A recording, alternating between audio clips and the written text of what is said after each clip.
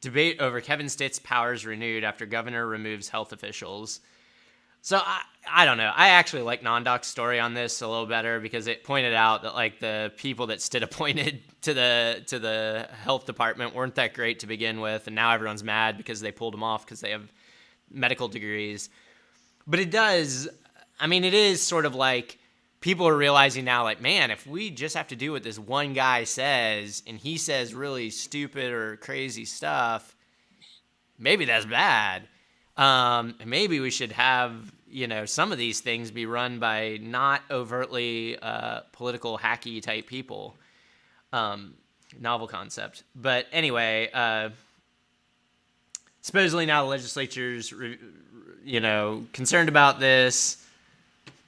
Marcus McIntyre, God love him, calls Stitt very charismatic. I don't know about all that. But poor McIntyre's in a bad spot. He's probably going to get primaried from the right and get given hell for standing up to him a little bit. But there's still others that, have. This was I will say, for the Oklahoman, Carmen Foreman, she did actually a pretty good job. She got a number of players on the record actually saying something of like some substance. But anyway, it's interesting watching Republicans. Of course, the Democrats are like, yeah, no shit, you should not have done that. And I get the temptation. I mean, I think I'm a little surprised, in fact, that Dems didn't do it when they had power. But, you're like, oh, he's our guy. Like, we'll give him all this power. So let me push back. I don't get the temptation, right? Because I like this entire system of checks and balances. It works when power is jealously guarded.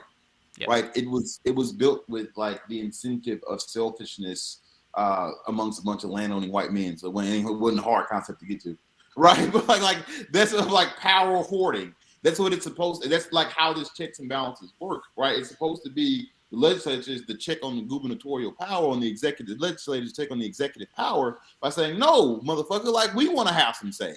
Like full stop. It's like, I mean, yeah, you're a member of our party, but we want to have say over who does these agencies. And actually, we're writing the laws. You're signing the laws. We want to have say on the organizations that are not only enforcing, but like that are meeting out these laws, so to speak. The regulatory agencies that are taking our laws and putting them into regulations and enforcing them, etc.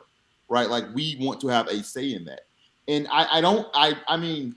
I guess I understand maybe the politics of it, but I still don't. For me, it's like if I'm a legislator, like I don't understand why there isn't that jealous incentive both sides of the aisle, right? Like, well, it's really the right doing the thing. They are the thing that they blame the left of being. They think we're all a bunch of like, collectivist zombies that just want to all go along to get along, and it's like actually it's y'all who are. I mean, in some ways, like. Yeah. Willing to, like what you were saying for Stitt in this regard, and like for Trump, and like we literally just saw a majority of a political party support a fucking attempt at a coup, right? Like we just watched them like fucking support an attempt at a coup because it was their guy, the executive. And again, it's set up to be exactly the opposite of that. Like it's set up to be like I'm so ambitious that all of us as representatives or as senators are going to say, no, you can't do that, right? Maybe, and obviously you think about incentives and ambition, maybe in hopes of one day having the job, president or governor or whatever, but whatever the case may be, it's set up like that purposely. And I just want to say, okay, I have to say this. There's something about the charisma of Kevin Stitt. He's very charismatic. I think people believed, oh my gosh, this is a new kind of leader. Everybody was excited to have a governor that was a strong leader. I think that they gave him the keys to the kingdom of those 5 agencies because of that. That's just I don't know what his standard for charisma is. But you and me have this conversation. Low bar. And you like are more you think Stitt is more of a viable national candidate than I do. You have never said, oh, charisma. It's like, no, he'll lean into the bullshit, but not in a charismatic way. I mean, at the fucking just last week at the anti-uterus event, he was just like, I said that I would sign everything put in front of me, and I did. Like that. What the that not what the fuck? Not exactly. Ask not what your country can do for you, there, guy. Like, what are you talking about? That he like, what the fuck are you? Kevin Stitt and charisma. That's like probably the third time that's been used in a fucking sentence together ever. Yeah. Like, what the fuck are you talking about? Seriously, dude? But I don't know. Low bar for charisma in this state. But I do appreciate something else. Getting back to being more serious. She said one thing he tried to do was reduce the qualifications for some of them to get some of his like pro-business dumb dipshits onto these boards. Really?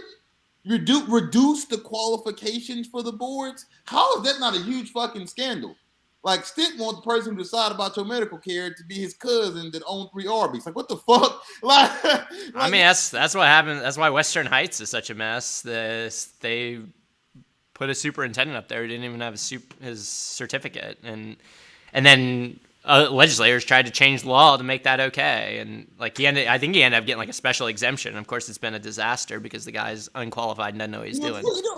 Like, and a grifter, but I don't know how it's not a fucking scandal that like you are trying to reduce the qualifications of the people who are serving on these boards that serve critical roles in this state. Like, that should be a scandal. And I'm not like one of those like elitist bastards. I don't think because you went to Harvard that makes you brilliant or capable at all.